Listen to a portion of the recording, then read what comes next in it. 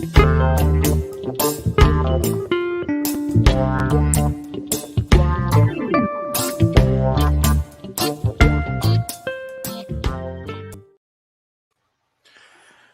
tarde, amigos e amigas da RBA Litoral.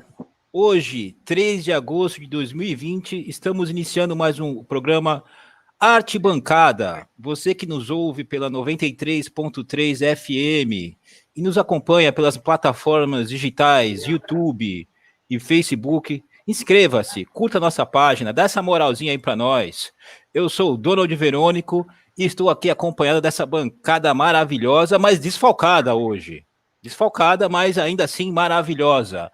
Boa tarde, o nosso maestro Marcos Canduta. Boa tarde, Donald. Boa tarde, caros e caras ouvintes. E aqui também conosco o nosso queridíssimo amigo, boa tarde, Átila Alvarenga. Boa tarde, Donald. Boa tarde, Canduta. Boa tarde a quem nos ouve, nos vê. É isso aí. Hoje, o tema de hoje que nós vamos abordar é políticas públicas de esporte no Brasil e nós temos uma convidada muito especial. Daqui a pouquinho eu vou apresentá-la. Mas antes disso, a gente vai aos nossos destaques do dia. Primeiro você, Canduta, qual é o seu destaque de hoje? Vamos lá. Uns dias atrás, num desses vídeos de música na pandemia que rolam por aí, apareceu na minha timeline uma cantora mexicana que me chamou muito a atenção. A música era muito bonita, o arranjo da música legal, ela cantando com a Mônica Salmazo.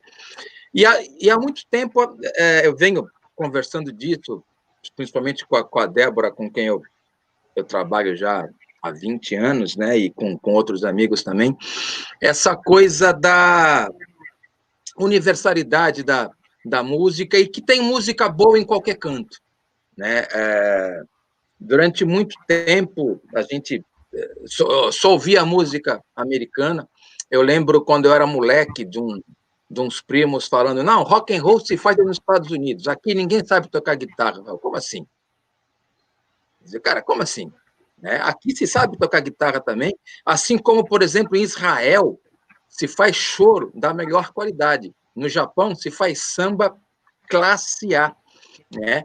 Tem música boa pelo mundo inteiro. E aí eu fui fuçar um pouquinho de música mexicana e dessa cantora que se chama Mago Herrera, que tem uma voz linda, um registro grave.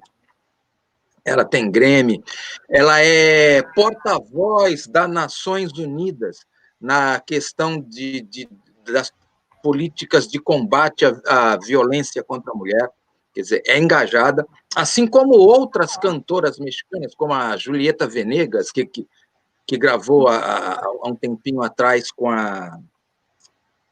Ai, meu Deus, Marisa Monte, também é uma ativista importante lá no México. Lila Downs, músicas fantásticas, e ela canta, inclusive, nas antigas e originárias línguas, nos idiomas, né, nativos do México. Enfim, Taigo, vamos ouvir um pouquinho da Mago Herrera.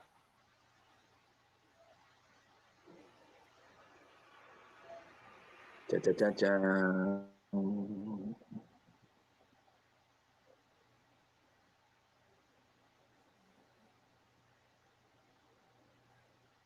Parece que o som não está saindo, mas a imagem está muito bonita. Vamos lá.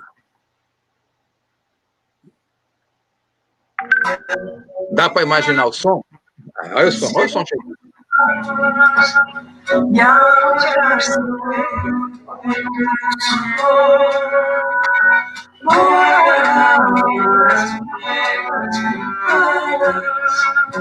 Sobre o franco de silêncio y el aliento de las faldas. A redoblar, a redoblar, a redoblar, a redoblar, a redoblar, a redoblar.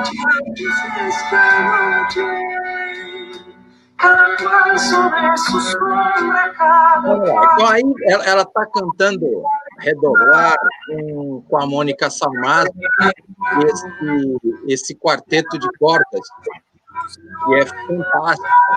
O quarteto chama Brooklyn Hyder. É lindo, lindo esse quarteto. Ela tem um disco com esse quarteto que ela canta até música brasileira. Então, é muito legal. Eu confesso a minha ignorância em relação à música mexicana, conhecia muito pouco. Tem aquelas meninas que fazem sucesso nas baladas, né? Tem aquela que participou de novela que o SBT transmitia, acho que é Thalia, não? Enfim. Mas eu fuçando, eu correndo atrás, poxa, ouvi muita coisa legal. Então, fica essa dica para vocês que estão nos ouvindo procurarem a Magoz Herrera. Tem uns discos dela em todas as plataformas de streaming, tem no YouTube, é muito bacana. Ela tem um pé no jazz, tá? Então ela canta muita coisa de jazz, canta muita música brasileira, canta umas coisas de música mexicana já transformada em outra coisa, já misturada. Vale a pena. Uma outra cantora que eu descobri, a Lila Downs, demais, muito bacana. Então, esse é o meu destaque. Vamos sair um pouquinho do eixo, né, Brasil, Estados Unidos, Europa, e ouvir música de outros lugares. Muito legal, rolando música mundo afora.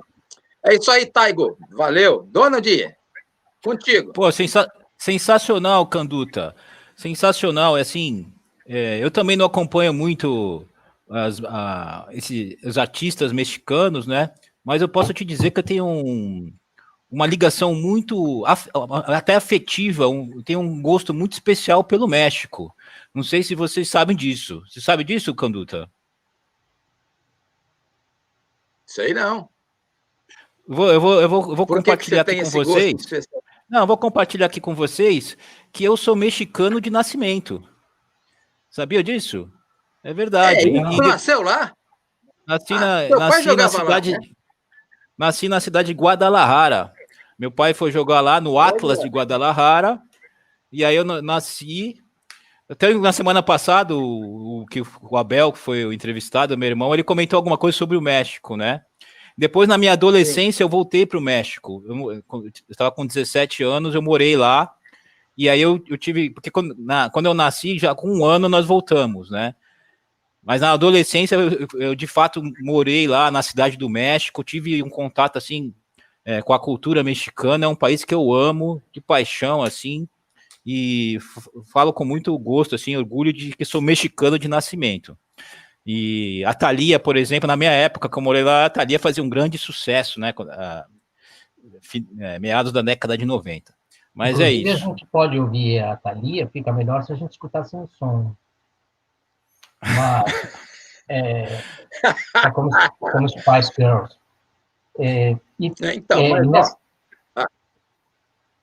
Não, diga. Nessa dica que você está dando, eu aconselho todo mundo a ver, porque é muito bonito. A gente teve a oportunidade de ver assim, e não foi muito fiel ao que a gente viu, né, o que deu para escutar pelo programa. Mas aconselho aí, depois a gente pede para o Taigo colocar o link para vocês verem, porque é muito bonito. Essas cordas que acompanham a moça aí são sensacionais. Eu sou bastante suspeito para falar disso, porque eu adoro música latina e eu acho que a gente fica muito injustiçado, porque nós não falamos o espanhol, né? Nós somos o outro país do continente inteiro, né? Colocando a América como um todo, e não falamos espanhol. Então, é muito mais fácil para os outros países se integrarem com as músicas. Eu sou fãzaço de rock latino, com as bandas que eu adoro, que eu sou fascinado mesmo, que eu escuto com muita frequência. E a gente fica, se a gente não tem o conhecimento do idioma, fica meio atrapalhado. Mas muito bacana isso que você falou. Ok, antes de passar para o destaque do Átila, nós temos o quiz hoje, Canduta? Qual é o quiz de hoje? Já que a gente está falando em México, música mexicana, fácil quiz, fácil, moleza. O nome do conjunto tradicional de música mexicana. Qual é o nome? Tem um nome. Né, Isso aí. Era basicamente o que eu conhecia de música mexicana. Confesso, devo, na minha ignorância, achava aquilo assim, chato pra caramba. Né? Hoje até curto, mas qual o nome desse conjunto tradicional de música mexicana? E só um último pitaquinho, essa música A Redoblar é uma música uruguaia, era um hino de resistência no Uruguai durante a ditadura militar. É isso aí. Ok, obrigado, Canduta. Agora vamos aos destaques de Átila Alvarenga. Por favor, Átila. Destaques tristes, né? Infelizmente, a gente não pode falar muito bem a respeito do nosso Santos, mas com relação a isso, eu queria fazer uma outra ressalva. O campeonato é elaborado, os clubes assinam, os clubes concordam, os clubes vão para o torneio com aquela expectativa e tal. Esse ano foi atípico. Esse ano aconteceu essa pandemia, ninguém podia imaginar que isso pudesse ocorrer, e nós ficamos com um calendário super apertado entre o brasileiro, a possibilidade, inclusive, de não retornar ao futebol esse ano, quase que inviável, né, devido aos interesses econômicos, e o paulista apertado entre essas competições, tendo que fazer, né, uma coisa muito, muito rápida, prejudicando, inclusive, aquilo que tinha sido assinado lá atrás. Então, acho que deveria ter sido a federação um pouco mais sensível e terminado o campeonato e estabelecido como campeões aqueles times que tivessem mais pontuação. Nós precisamos que o interior volte a brilhar, né? Embora a gente saiba que são poucos os campeões do interior, mas a gente precisa do interior forte, faz parte da cultura do nosso futebol, os grandes craques que apareceram, e a gente sempre vê chegar no final essa polarização que acaba dando, como sempre. Os times do interior parecem não ter peso de camisa para suplantar os grandes, né? Os 4 grandes, né? Tirando... Né? Muda a pessoa. Mas eu acho que deveria ter sido a federação pensado nisso e estabelecer que, no caso, o Bragantino, né, que terminou a fase de classificação em primeiro lugar, ou antes disso, antes mesmo de voltar ao campeonato, o Santo André, eles poderiam ter sido sagrados campeões. Eu acho que faria muito bem para o campeonato. E o Santos é aquela coisa, né? O Santos está dando... o Santos me fez voltar atrás naquele negócio que eu dizia que estava morrendo de saudade de ver futebol. Eu estou morrendo de saudade de não ver o Santos. Realmente, o Santos, uma campanha lamentável depois da volta à pandemia. Foram 3 jogos com times assim, sem nenhuma expressão nacional. Com todo respeito a Santo André, a Novo Horizontino e Ponte Preta, no próximo domingo nós iniciaremos o Campeonato Brasileiro. Mas esses 3 times não estão na lista dos times que configuram aí na Série A, não sei se estão na Série B. E o Santos conseguiu ter 2 empates, 2 derrotas, perdeu 2 jogos, perdeu para o Novo Horizontino e perdeu para a Ponte Preta, onde foi eliminado, e empatou com o Santo André.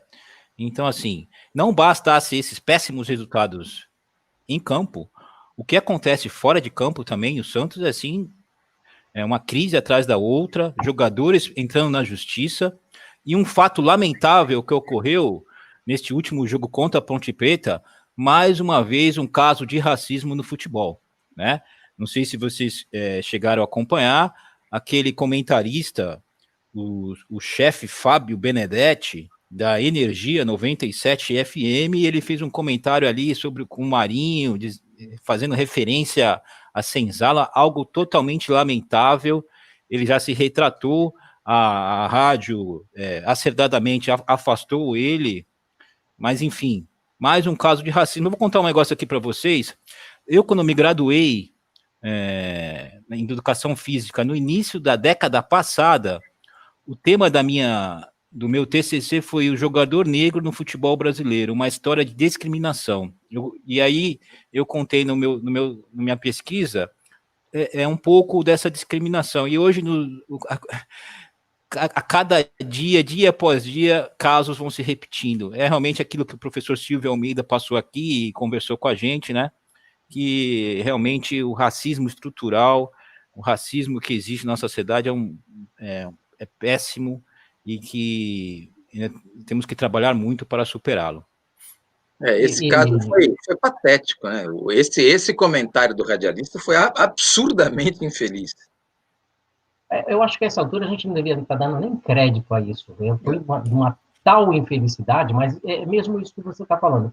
O próprio maior jogador de futebol de todos os tempos, que é um negro, ele tem essa questão do racismo, eu vejo assim, né, pelas declarações que ele dá, estrutural, nele. Ele meio que se coloca à margem, como se isso não existisse, ou como se isso pudesse ser suplantado só com a boa vontade de quem não acredita no racismo, ou coisa assim. O Pelé mesmo dá declarações lamentáveis a respeito disso, né? E logo ele, né, que é o maior expoente do futebol e é um expoente da raça negra. É isso aí. Agora, só para a gente fechar o Santos, vocês não acham que tem algo estranho acontecendo lá dentro? São 3 jogos seguidos, com 3 expulsões assim, ridículas, absurdas, né? O mesmo time do ano passado, mudou o treinador, né? Nossa, é uma fossa abissal de diferença, né? Algo está rolando ali. O que dá a impressão é que a coisa está muito pegada fora do campo e está sendo levado para dentro com uma proporção que a gente não tinha visto. Porque, na verdade, desde que eu me conheço por gente, o Santos é uma bagunça, né? Sim. Ele só foi piorando. Mas a gente vê conselheiros, dirigentes, isso é no futebol como um todo, né, que são amadores profissionais, né? Eles, teoricamente, não têm essa expertise, porque não são amadores e fazem isso com uma suposta paixão, e, na verdade, são profissionais, porque eles, eventualmente, são muito bem remunerados para isso. Ok. Muito obrigado pelos destaques de hoje. Você que ouviu aí o quiz, você pode repetir novamente a pergunta, Canduta? Eu já me esqueci. Tá aqui. Qual o nome do conjunto tradicional da música mexicana? Ok. Então vamos mudar de assunto. Vamos falar hoje sobre políticas públicas do esporte no Brasil. E para falar de políticas públicas do esporte no Brasil, a nossa convidada de hoje é uma convidada especial. Ela é top no Brasil sobre o assunto, é a professora Flávia Bastos, livre docente do Departamento de Esporte da Universidade de São Paulo. Ela é mestre e licenciada em Educação Física, professora universitária desde 2001, pesquisadora líder do Grupo de Estudos e Pesquisas em Gestão do Esporte, o GEPAI, e coordenadora do Laboratório de Gestão, Políticas, Marketing e Comunicação em Esporte e Educação Física, lá GECOM, também lá da USP. Ela é fundadora e ex-presidente da Associação Brasileira de Gestão do Esporte, a Abragesp. Por favor, Taigo, solta a nossa vinheta para a gente trazer a nossa convidada.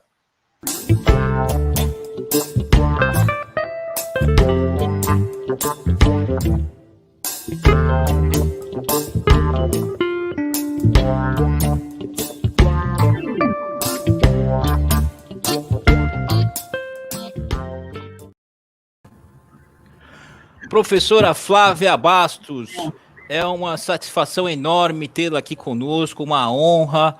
Desde já aqui, em nome da bancada, eu agradeço a sua participação, em ter aceitado o nosso convite. Realmente, a senhora... Posso chamar você a senhora de você, professora? Então, você realmente nos muito enaltece, assim, muito traz honra da sua participação. E eu já queria... o nosso tema de hoje é políticas públicas de esporte no Brasil. Eu queria já fazer a primeira pergunta, salientando assim, o papel do Estado no esporte. Antes de a gente entrar propriamente dita nas políticas públicas, o Estado, seja ele a União, o governo federal, os estados e os municípios, eles são os que responsáveis em fornecer, em prover essa política pública, né? Então, assim, em sua visão, professora, qual é o papel do Estado em relação ao esporte? Qual é o papel do Estado? Essa é a minha pergunta. Oi, boa tarde a todos. A honra é minha, Marcos, Átila, Donald. Estou muito feliz de poder estar conversando aí com vocês sobre esse tema super simples, né? Vamos dizer assim, que a gente colocou, mas falar de Brasil já é um desafio, né? Falar de esporte no Brasil, obviamente, não seria diferente, né? E o Donald me brinda com uma pergunta também muito simples para a gente começar a conversa, mas, de qualquer forma, agradeço a oportunidade e vamos ver se a gente consegue fazer algumas reflexões a respeito disso. Bom, especificamente em relação a essa pergunta do Donald, né? O Estado brasileiro, já desde 88, a partir do momento que, na reforma constitucional, o Estado assumiu, né, essa temática, o tema esporte, inserindo, depois de um trabalho de um grupo bastante grande, que envolveu representantes de diversos segmentos da sociedade, na época da discussão da Constituinte, né, conseguiu inserir um artigo, que é o 217, na Constituição brasileira, que, em princípio, ou constitucionalmente falando, está lá, que é dever do Estado, né, desenvolver ações e considera o esporte um direito do cidadão brasileiro. Acho que esse foi o marco, e aí está claramente, lá, né, está claro, no artigo está claramente definido qual é o papel do Estado. Ele se responsabilizar, e essa inclusão, né, do esporte na Constituição brasileira foi também uma consequência de um movimento internacional, se a gente contextualizar, né, que vinha lá desde a década de 70, 75 mais especificamente, quando a Unesco, né, da ONU, acabou consagrando o 75 Ano Internacional da Educação Física e Esporte, e naquela ocasião recomendava na Carta Internacional de que os países, que os estados, que as nações incorporassem, né, nos seus textos constitucionais, nas suas ações de políticas públicas, o esporte, a educação física e o esporte como uma atividade de relevância social, né? Então, o esporte hoje, desde 88, como eu disse, é um direito social do cidadão brasileiro assegurado pela Constituição, né? Então, o grande papel que seria do Estado, então, a partir do momento que, assumiu perante o texto constitucional, é desenvolver, então, políticas públicas, encabeçar, né, um trabalho de desenvolvimento de políticas públicas para todo cidadão brasileiro que passou, então, a ter esse direito social. Ok, obrigado. Boa tarde, professora Flávia. Eu faço coro aqui ao Donald, né, na satisfação que a gente tem em recebê-la aqui. Professora, tudo isso a gente sabe que né, tá estabelecido, tem tantas outras coisas que a nossa Constituição traz, né, ou seja, só que agora a gente está falando de uma outra realidade. Nós estamos falando de uma situação sui generis, nós vamos falar de uma crise sem precedentes na história do Brasil, uma crise econômica, né, aliás, crise em todos os sentidos, né, se a gente for pegar tudo que está envolvido, e a gente sabe que, mesmo sendo uma atribuição do Estado, isso fica, obviamente, relegado com muito otimismo da minha parte, a um quinto plano, sexto plano, com muito otimismo. E há muito mais margem para o empreendimento da iniciativa privada, que acaba, obviamente, tendo as suas vantagens com isso. Só que agora, nesse momento em particular, a gente sabe que grande parte da iniciativa privada vai tirar um pouco a mão, porque sabe que a instabilidade que vai ocorrer nos próximos meses, que a gente está não querendo, mas se precavendo do que vai acontecer, e como vai funcionar essa nova visão a respeito do financiamento do esporte em todos os âmbitos, não só no público como no privado? Bom, a gente tem algumas notícias aí recentes, né, em relação ao financiamento. Aliás, o financiamento do esporte, vamos falar do esporte num conceito bem amplo, né, porque o direito ao esporte engloba o direito desde do mais social mesmo, da própria prática, do acesso à prática, né, até o direito da iniciativa privada, dos negócios do esporte, vamos dizer assim, e aí a gente falando mais do esporte formal, das modalidades e também, obviamente, incluindo aí o futebol, né? Então, o financiamento de esporte no Brasil é uma questão já que tem sido discutida e levada a reflexões bastante profundas, que tem, obviamente, está implicado a uma política pública, mas depois a gente fala sobre isso, deixa eu ver se eu foco na sua pergunta, né? Então, a iniciativa privada no Brasil, não, acho que não só no setor de esporte, né, ela tem muita margem, né, tanto a privada com fins lucrativos, como a sem fins lucrativos, né? Então, muito do esporte, desse atendimento, esse direito social, por exemplo, quem faz é a iniciativa privada, sem fins lucrativos, são as fundações, as organizações sociais que acabam chegando na população e oferecendo serviços ligados à atividade física e ao esporte. E a iniciativa privada, então, também, obviamente, tem seu espaço, especialmente no esporte de rendimento, no esporte formal, nas modalidades esportivas, né? E o tom, né, da abertura da legislação toda que possibilita esse desenvolvimento vai variando conforme o governo, né? Independente do Estado ter lá o seu preceito constitucional, né? Obviamente, quando chega no nível dos governos, a cada governo, a cada ciclo, vamos dizer assim, né, de partidos no poder, seja no governo federal, seja nos estados e nos municípios, as políticas vão se desenhando no sentido de favorecimento de alguns grupos, no sentido de atender interesses de outros grupos. Então, isso é próprio do nosso sistema, né? E próprio do setor de privado, que está sempre atento a acessar e a influenciar, até, posso dizer, a gente pode dizer em termos, agora especificamente do futebol, né? Que eles têm atores no Senado, né, na Câmara, no Senado, debatendo e construindo políticas que leve a favorecimentos no sentido assim da entrada da iniciativa privada, ter mais espaço para atuar nos negócios esportivos e no caso do futebol, que é um grande negócio, né? Na realidade, eu lembro quando eu estava fazendo meu doutorado, minha orientadora até falou, então vamos falar de esporte, vamos falar de futebol. Eu falei, olha, futebol aqui no Brasil, academicamente, a gente poderia até considerar um fenômeno à parte, né? O futebol ele está relacionado com outras indústrias, não só a indústria do esporte, mas a indústria do entretenimento, enfim, então os interesses privados são muito fortes, e a gente está vendo, né? Qual a modalidade que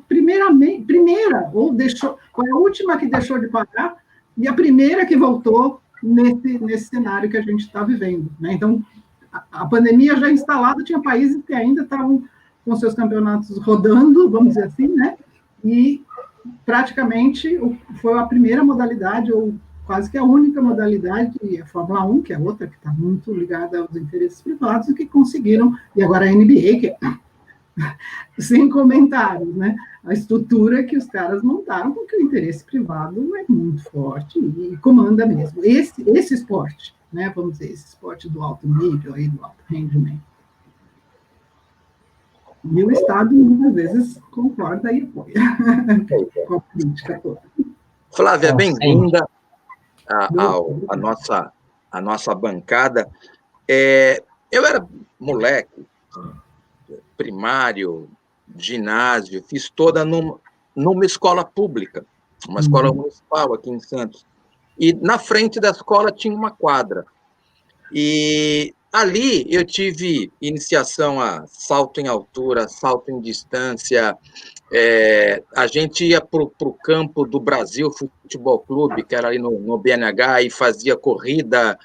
Enfim, todos os rudimentos do atletismo eu tive ali, naquela escola. Basquete, vôlei, handebol, não tive natação, porque não tinha piscina, obviamente, numa escola pública.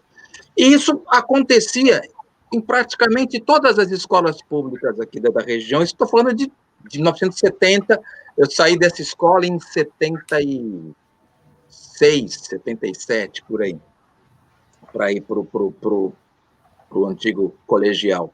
O que aconteceu dessa época para cá, e eu estou falando que a gente estava na ditadura, o que aconteceu dessa época para cá, que isso acabou. A gente não vê mais isso nas escolas, a molecada não tem mais, pelo menos que eu saiba, que eu vejo, essa iniciação a atletismo, por exemplo, porque a gente percebe em outros países como isso é importante até não só para a formação social da molecada, né, para a gente ter pessoas mais legais, mais bacanas, mas para forma atleta mesmo, porque de repente, aquele ali é bom.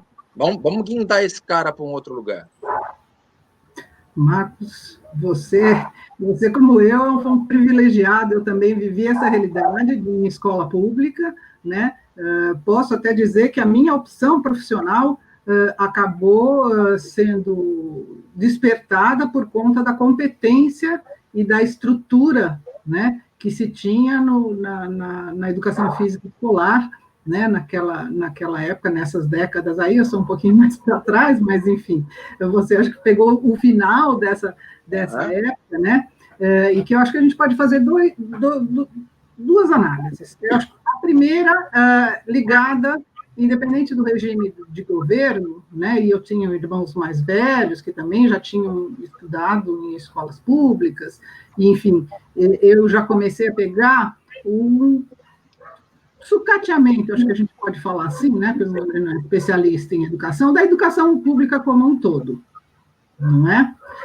Então, eu sou da época, e eu acho que você pegou um pouco isso, que os maus alunos iam para as escolas particulares para tentar salvar o seu ano, o pai tinha que pagar, ia numa escola mais ou menos, né, para não perder o ano, né, coisa que hoje em dia se inverteu totalmente, né. Então, eu lembro, minha mãe também era educadora, né, e a aflição dela de ir vendo ao longo dos 3 filhos, eu sou a terceira, né, de como a educação como um todo vinha se deteriorando, a ponto de eu já não fiz o antigo colegial lá, hoje o ensino médio, né, eu não fiz já numa escola pública. Minha mãe falou, não, está ficando muito complicado, né, e acabou que eu fui a privilegiada, entre aspas, entre os irmãos, porque aí a escola particular estava surgindo com novas propostas pedagógicas. Então, eu acho que tem essa análise como um todo. Fazendo análise específica da educação física na escola, ela, então, acompanhou isso, né? A gente tem dados hoje eu não digo, mas relativamente recentes, da falta de condições bom, eu fui até professora numa escola pública aqui da prefeitura também, a gente já tinha problemas gravíssimos em termos de instalação, quer dizer, você não consegue fazer uma atividade razoável, né, você professor de educação física, porque ou não tem o espaço, que era no caso da escola que eu dava aulas aqui em São Paulo, né, o espaço era muito precário, ou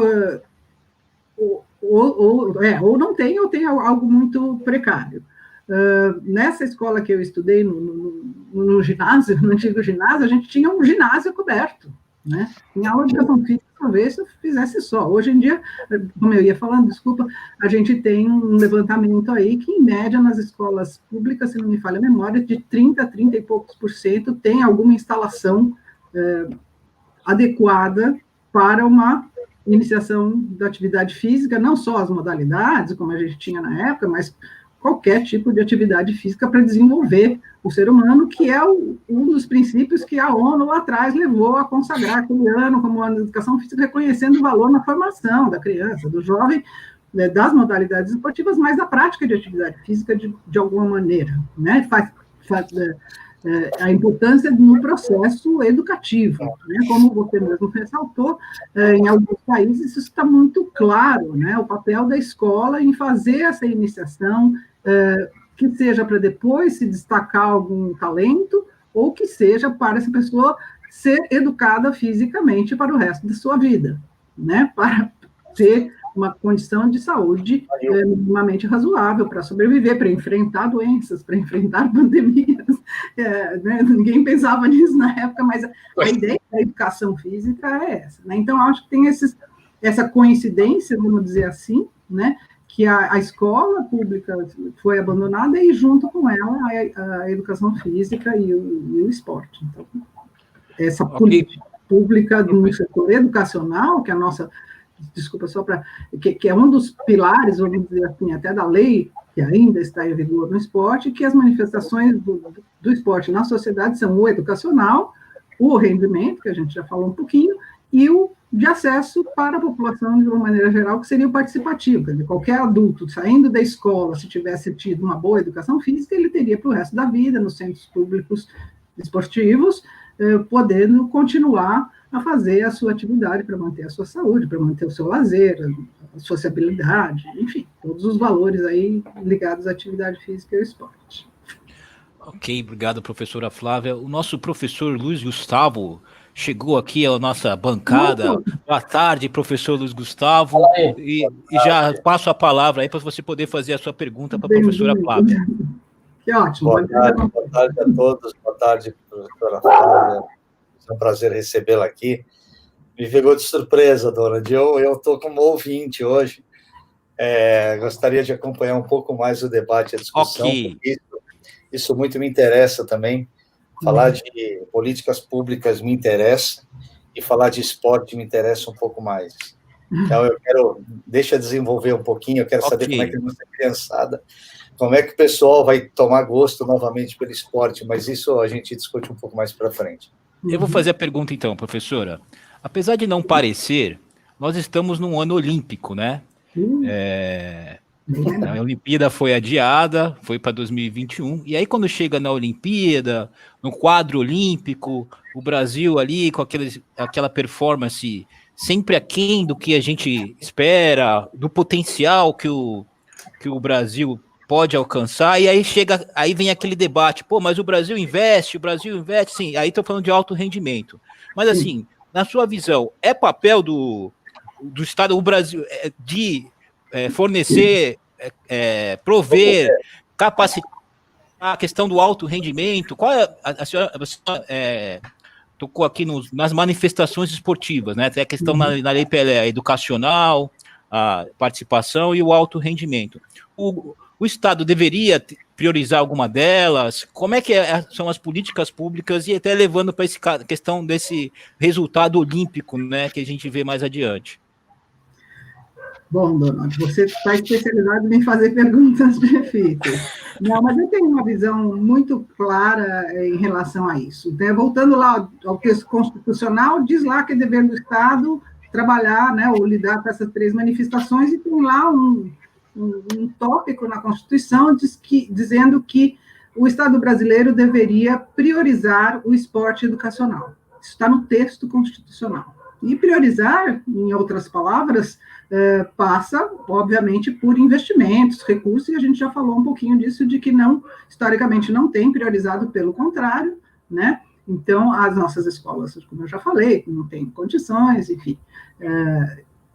Então, saindo dessa esfera constitucional e vindo para a realidade. A gente teve a oportunidade, há uns 5, 6 anos atrás, de participar e concluir uma pesquisa coordenada por uma colega aqui da USP, que já se aposentou, mas eu estava também na coordenação do projeto, de um grupo internacional, uma professora belga, um professor da Austrália, um professor do Reino Unido e outro da Holanda, que se dispôs a desenvolver um modelo de avaliação de políticas de Estado, né, políticas públicas, para se ter parâmetros, para a gente conseguir avaliar onde está o problema, ou quais seriam os pontos importantes para o desenvolvimento do esporte de rendimento, que foi a sua pergunta, né? Surpreendentemente, nós estudamos os últimos 3 ciclos olímpicos antes de 2012, né? Então, levantamos dados, procuramos dados, que já é uma dificuldade no Brasil, a gente conseguir encontrar informações, mas, enfim, conseguimos reunir uma série de dados, e o foco não era só o investimento financeiro, mas o investimento financeiro é a entrada do que eles chamaram do sistema esportivo, né?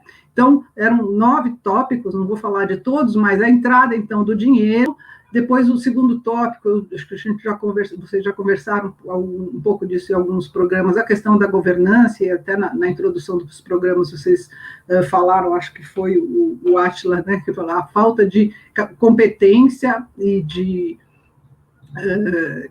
formação dos nossos gestores, né? Então, aspectos sobre a governança, como é que era a estrutura das secretarias de esporte, do ministério, na época que a gente tinha, né? Então, esse seria a base, que a gente tem dinheiro, precisa ter dinheiro, precisa ter uma bela estrutura com profissionais competentes na gestão, né? E depois os outros pilares falaram das condições do atleta, do técnico, das instalações esportivas, do papel da ciência, da inovação, da tecnologia, enfim, são 9 pilares, né? E, surpreendentemente, ao final do estudo, pasmem, nós tínhamos, proporcionalmente ao número de habitantes, com todas as correções possíveis, nós temos, e acho que continuamos tendo, mais investimento para o esporte do que o Japão. Curiosamente, a próxima seria, né? Será a próxima série dos Jogos. Isso tudo foi antes do Rio 2016, hein? Vamos combinar assim. Então, nesse primeiro pilar, né, que era lá do modelo, comparativamente, a gente tinha mais investimentos financeiros do que o Japão, né? Mas, em compensação, né, e aí é legal esse sistema, porque ele junta um pouco toda a estrutura, nós tínhamos as piores notas, os piores scores, vamos dizer assim, na base, na educação física na escola, né, que o Marcos colocou, na base mesmo, nas categorias de base, de estrutura, de acesso das crianças, atividade física, desde a educação física escolar até a iniciação esportiva. Nós tivemos o pior score de todos, eu acho que eram 15, 16 países, praticamente todos os países, em termos de capacidade de detectar e desenvolver talentos esportivos, capacidade estruturada, né? Programas. Por exemplo, o governo federal teve durante anos um programa de detecção de talentos, que a partir de 2005, acho que 2006, ele acabou, como várias das nossas políticas públicas, vão e vêm, aparecem e desaparecem, conforme o governo, né? Bom, e nos outros tópicos até não estávamos tão mal, mas, enfim, esses chamaram muita atenção. Quer dizer, como é que um país quer um resultado olímpico se ele tem dinheiro, mas ele aplica mal, ele não prioriza, ele não trabalha na base, ele não detecta os seus talentos, ele não tem estrutura para isso. Então, essa foi, de modo bem geral, a grande conclusão do nosso estudo. Estávamos melhor que o Japão em termos de grana, mas no resto, nossos scores péssimos, né? Então, isso eu acho que demonstra bem essa nossa fragilidade, e mesmo falando de Rio 2016, não vou nem falar de Japão agora, mas essa nossa fragilidade de que começou a se desenvolver ações estratégicas para conseguir estar entre os 10 países, os top 10, que era a meta do Comitê Olímpico nos Jogos do Rio, 2 anos antes, 3 anos antes.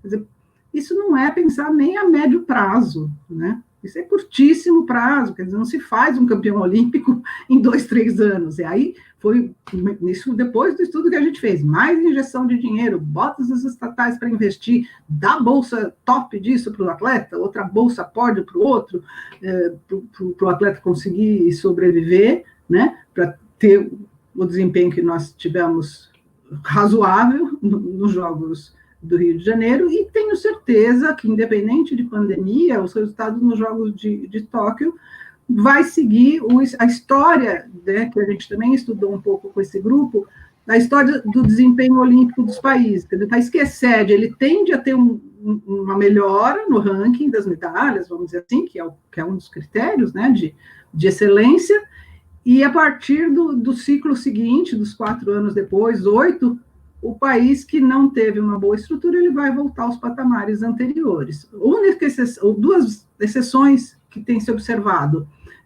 China, que não vou nem comentar, mas conseguiu desbancar os Estados Unidos e está mantendo, fica em segundo e terceiro lugar, e Reino Unido, que também fez um belíssimo trabalho e está conseguiu no Rio manter minimamente a performance que tinha tido lá quando foi sede. Né? Então, é falta de política. O problema todo é esse. A minha visão, eu sei que eu estou me alongando, mas a minha visão, acho que a gente tem exemplos no mundo, o Reino Unido é um deles, a Austrália é outro, que entrou em crise quando sediou lá, quando ia sediar a Olimpíada de Sydney, e também juntando um pouquinho com a pergunta que o Átila tinha feito. Existe nesses países uma entidade que reúne o governo, iniciativa privada, universidade, então é uma entidade fora, né? Não é nem do governo, não é nem privada, ela reúne esses stakeholders, como se diz hoje em dia, né? Esses atores que vão poder desenvolver estratégias para o desenvolvimento tecnológico, científico, financeiro, buscar a ajuda da iniciativa privada, enfim, como se fosse, guardadas as devidas proporções, uma fundação, né? Ela não é ligada nem ao governo, é um grupo de representantes desses setores que vão lidar com o esporte de rendimento. E aí essa é a minha visão. Acho que o Estado brasileiro, o governo brasileiro, qual partido que for, já tem demonstrado que não tem condições de cuidar de várias questões sociais, né? Então, minimamente não consegue dar uma educação física na escola, minimamente não consegue oferecer oportunidade para a população fazer atividade física fora da escola. Quem faz é o SESC, quem faz né, quem oferece para o comerciário, para o cidadão em geral. Então, o Brasil tem problemas sociais muito mais graves, né, para resolver, de saúde, educação e segurança, e o esporte, como alguém falou aí no começo, fica em quinta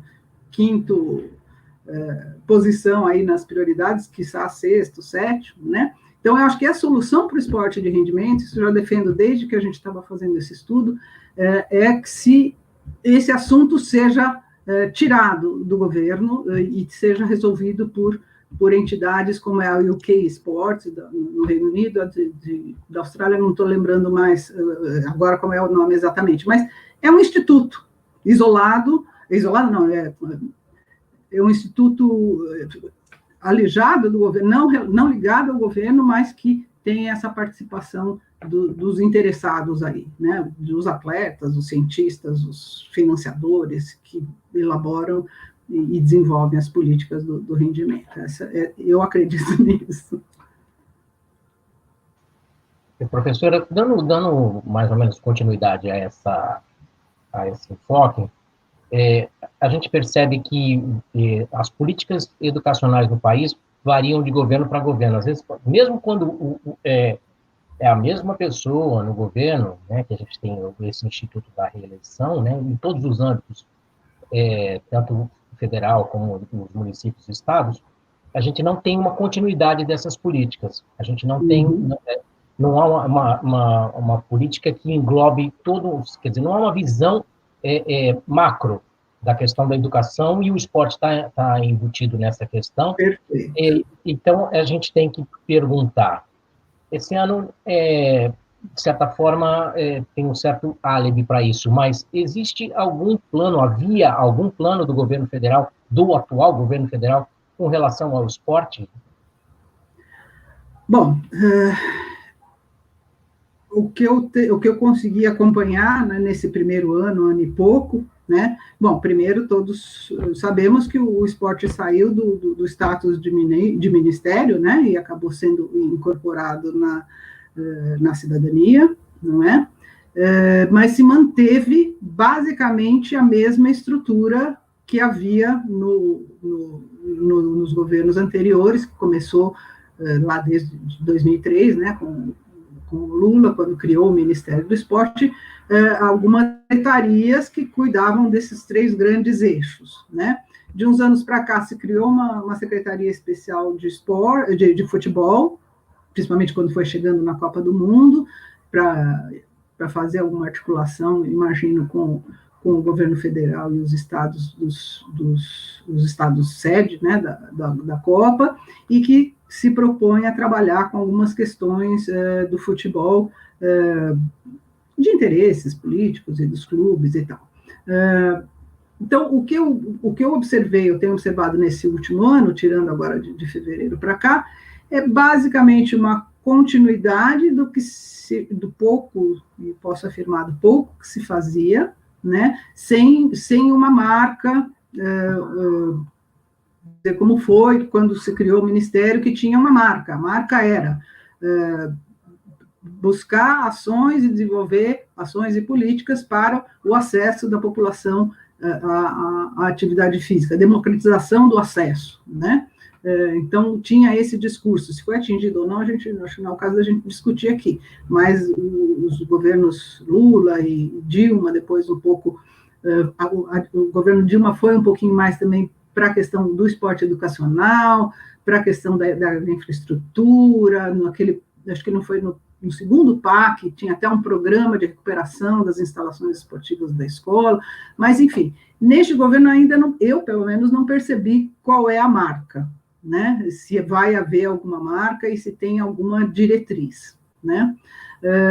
Então, a gente tem 2 situações. Existe hoje em vigor, teoricamente, uma política nacional de esporte e 3 políticas setoriais, da educacional, do rendimento e da participação. Isso foi lá em 2005, por conta das conferências, 2006 se editou 3 políticas dos 3 setores, e não se mexeu mais nisso, não surgiu mais nenhuma diretriz, né? Não quero dizer que essas políticas foram boas e se forem implementadas ou não estou discutindo isso. A gente tem, e aliás, historicamente, eu gosto muito de fazer os recortes históricos, a gente sempre tem um delay, né? A gente sempre tem, quando muda um governo, quando a gente muda uma lei, no caso da Constituição, a última política de esporte tinha sido de 75, depois veio uma de 2005, né?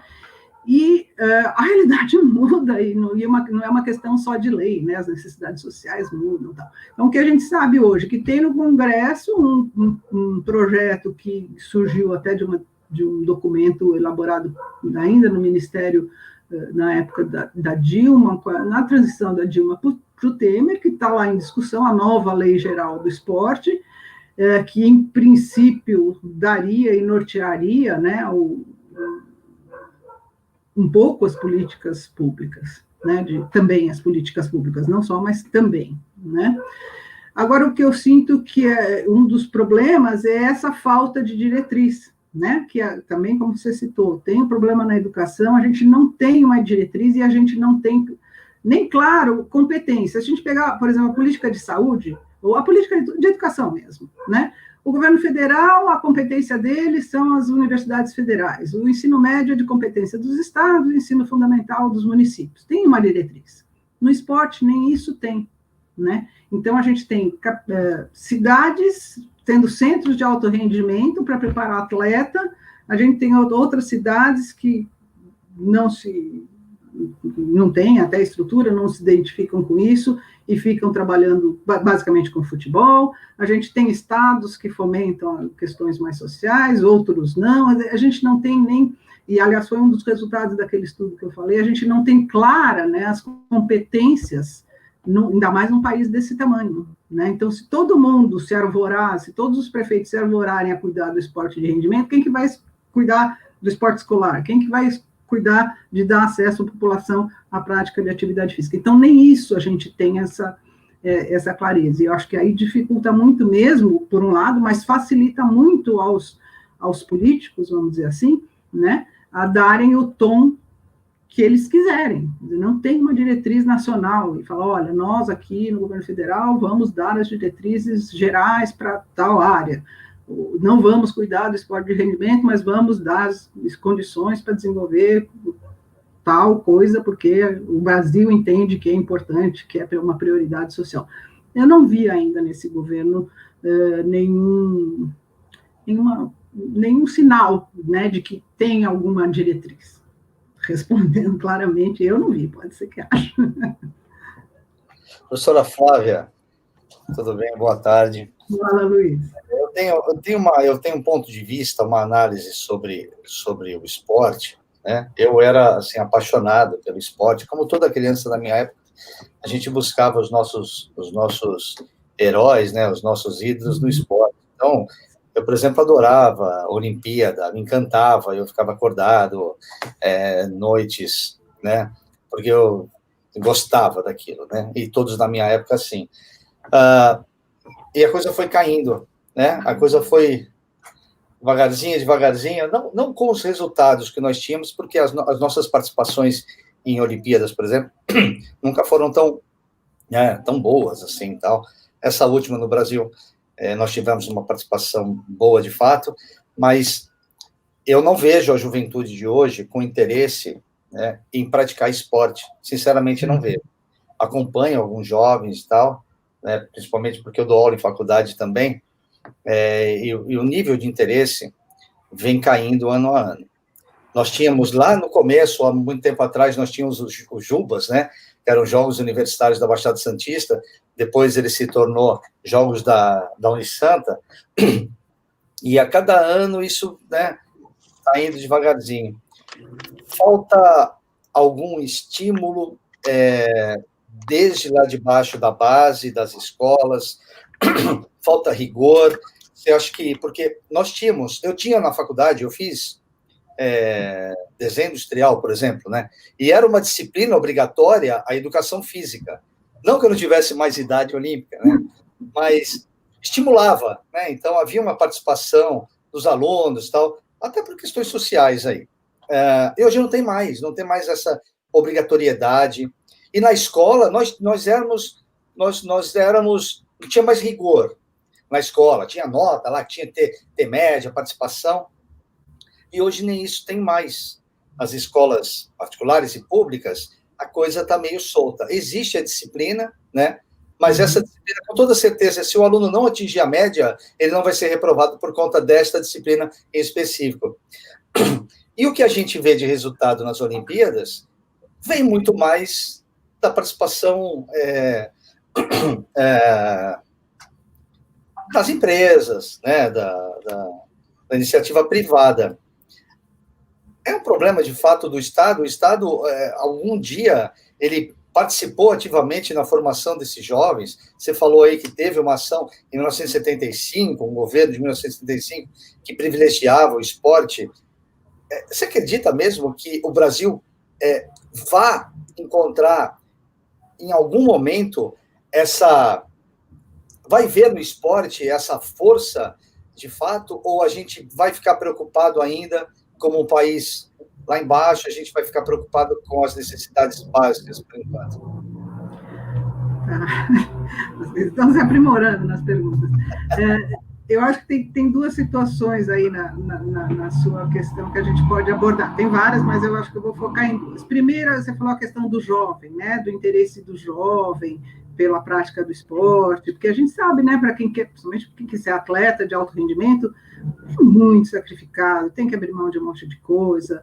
Então, assim, esse movimento do desinteresse do jovem pelo esporte não é um problema nacional, é um problema internacional. Eu lembro que um dos primeiros estudos, quando a gente começou a pensar nisso, vinha da Alemanha. A Alemanha estava preocupadíssima para tentar detectar o que estava acontecendo, que os resultados não estavam indo bem, mas eles estavam mais preocupados com isso, que a gente tem 200 milhões de habitantes, eles têm lá, não lembro agora de cabeça o número de habitantes. Então, a dificuldade deles selecionarem talentos porque não tinha mais, e os jovens estavam se desinteressando do esporte, né? Então, eu acho que isso é um fenômeno global, é um fenômeno que acontece, Uma das reações, por exemplo, bom, a Alemanha está resolvendo lá seu problema, mas uma das ações que aconteceu em nível mundial, que o próprio Comitê Olímpico também percebeu isso, né, foi a criação dos Jogos Olímpicos da Juventude.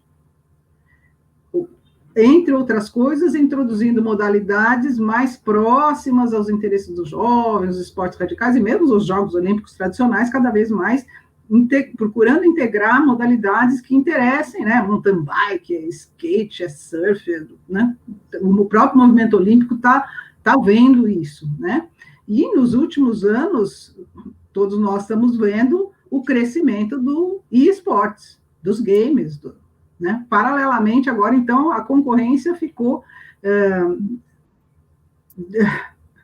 não sei qual é nem a palavra, imensamente maior, né, ficou desleal, né?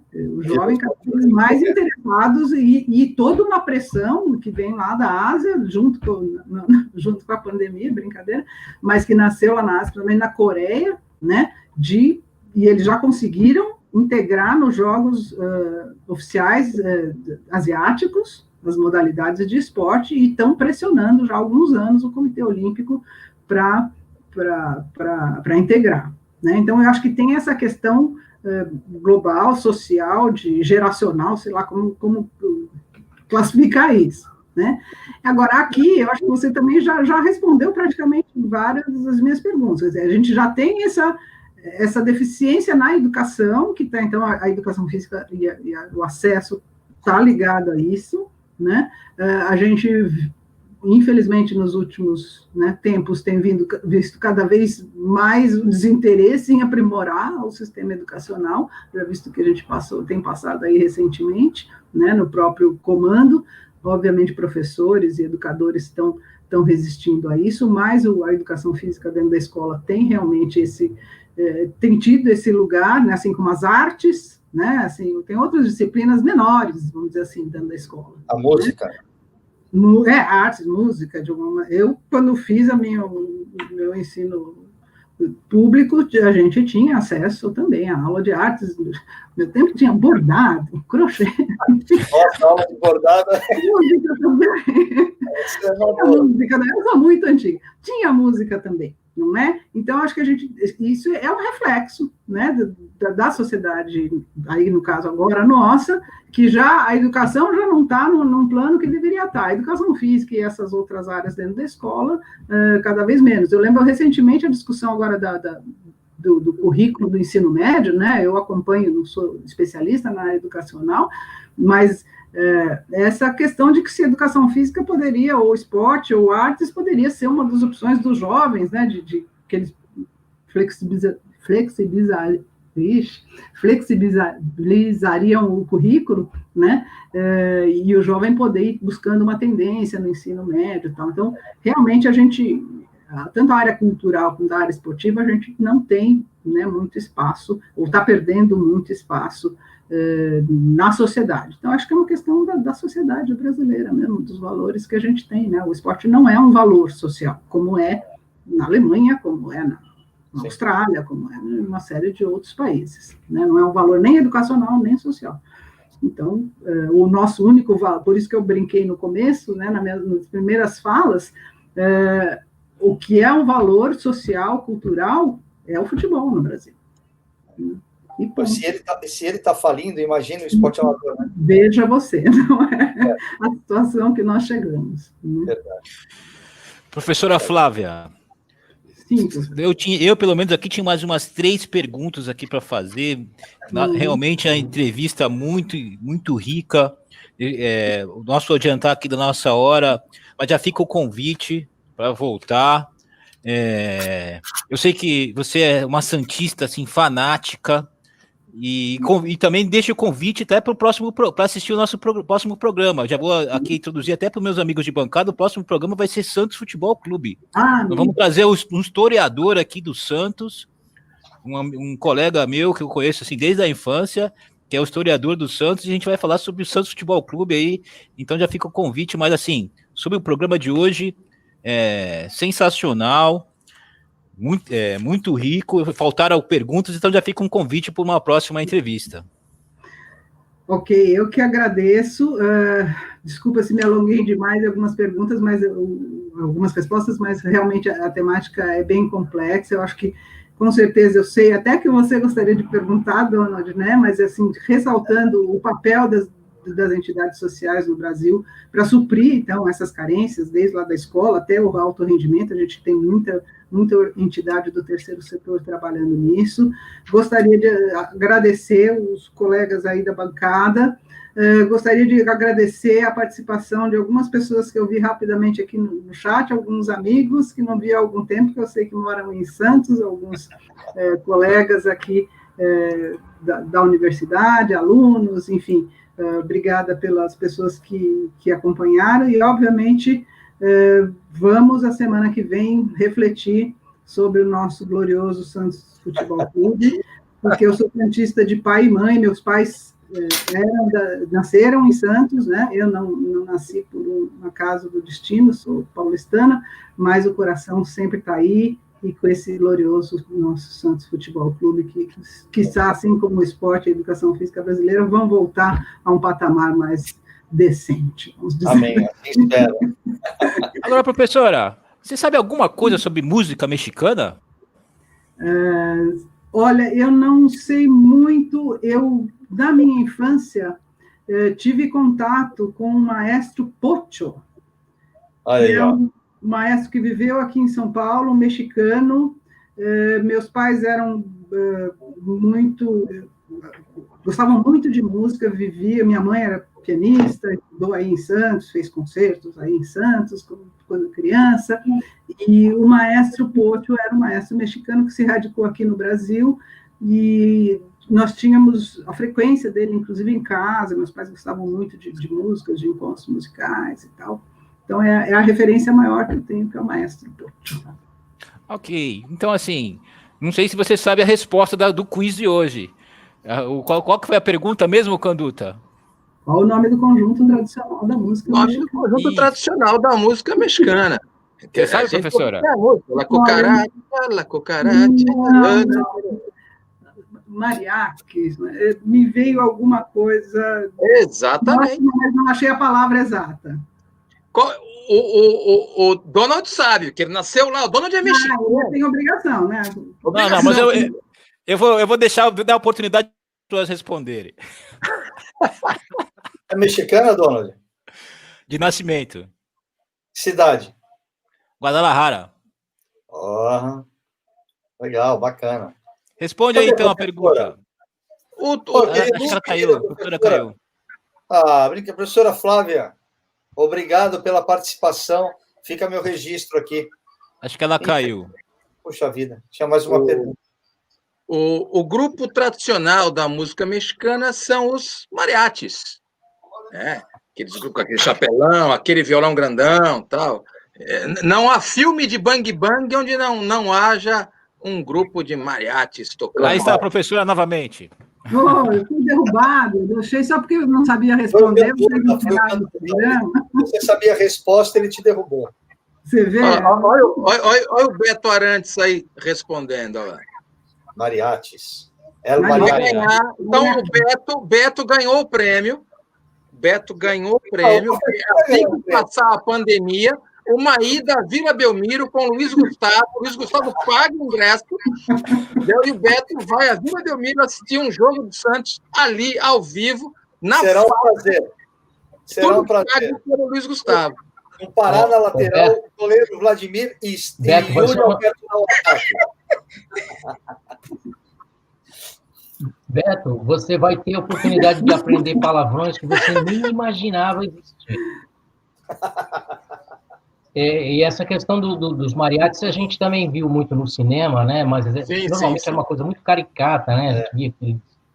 O jeito cantando Cucurucucu Paloma, né? Aquela coisa bem ridícula, né? Mas, na verdade, é bem mais dos clipes que ia rodar hoje, mas o YouTube deu para trás, né? Era justamente tinha uma coisa mais legal, que era na onda dos mariachis, mais com a Natália Timber. Não, a Natália era o nome francês, que agora fugiu, mas enfim. Depois eu coloco o link na página da do Facebook, e era muito legal. Isso aqui era para ser um programa de esportes, Sim. e a gente trata muito a questão social do esporte. E aí o Canduta participa e a gente deixa um pedacinho para ele falar de música, porque é a única coisa que ele entende, na verdade. Ok, pessoal. A professora Flávia acho que caiu novamente. Eu agradeço, foi um ótimo programa, como a gente já previa que seria. E aí fica o convite para a próxima semana. A gente vai conversar um pouco sobre o Santos Futebol Clube, a sua história. Vamos trazer aqui um colega, um amigo, o Gabriel. Mas aqui a gente termina agradecendo mais uma vez a professora Flávia. E um abraço para a bancada maravilhosa, Marcos Canduta, Luiz Gustavo e Átila Alvarenga. Valeu, pessoal. Um abraço aí, obrigado a vocês todos. Boa semana, fique em casa. Valeu, um abraço, um beijo. A Rádio Brasil Atual Litoral é uma realização da Fundação Setaporte, apoio cultural do Sindicato Setaporte.